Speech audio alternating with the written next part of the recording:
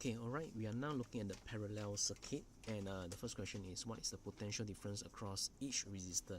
So over here there are two resistors, and what is the potential difference across each of them? Okay, so as you recall, in the parallel circuit, the potential difference would be the same, okay, with the EMF of the battery. So over here the 40 ohms and the 60 ohm resistor both will have 6 volts each. Okay, as you can see, there's actually the same as the EMF of the battery. For part B, what is the current through each resistor? So be careful, since there are two resistors, and we should have two answers, as you can see over here, written by the student. So again, we are using back the same old formula, which is the Ohm's law, I equals to V over R. So the first one is that, okay, the voltage divided by the resistance, and the voltage, as we have seen in part A, is actually 6 volts. So the resistance, I just have to use the individual resistors value. So the first one, we are using 40 ohms, which is 6 divided by 40, and what we get is 0.15 ampere. On the diagram, I can actually label it, okay, the current is 0.15 ampere.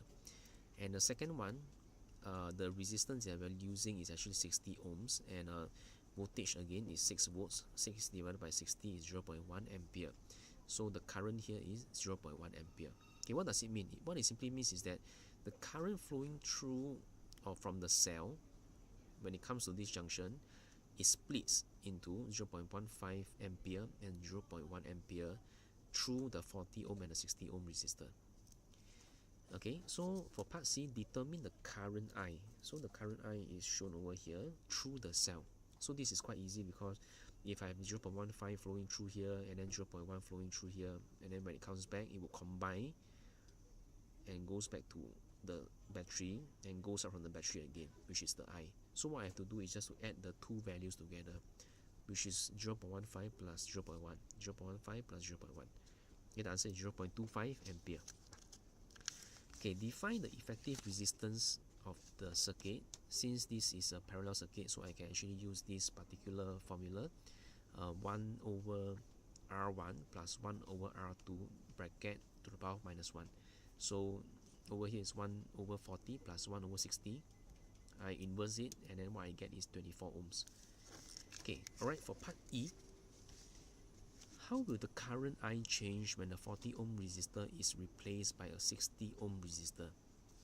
Okay, so as you can see over here, if I replace this by 60 ohm, then I would have two identical resistor.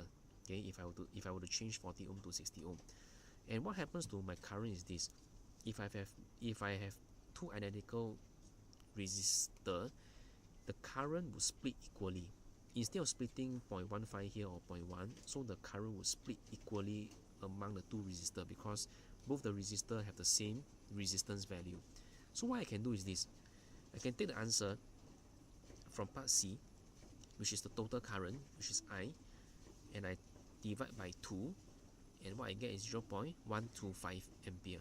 Okay, so the answer is actually 0.125 ampere, and that will be the answer.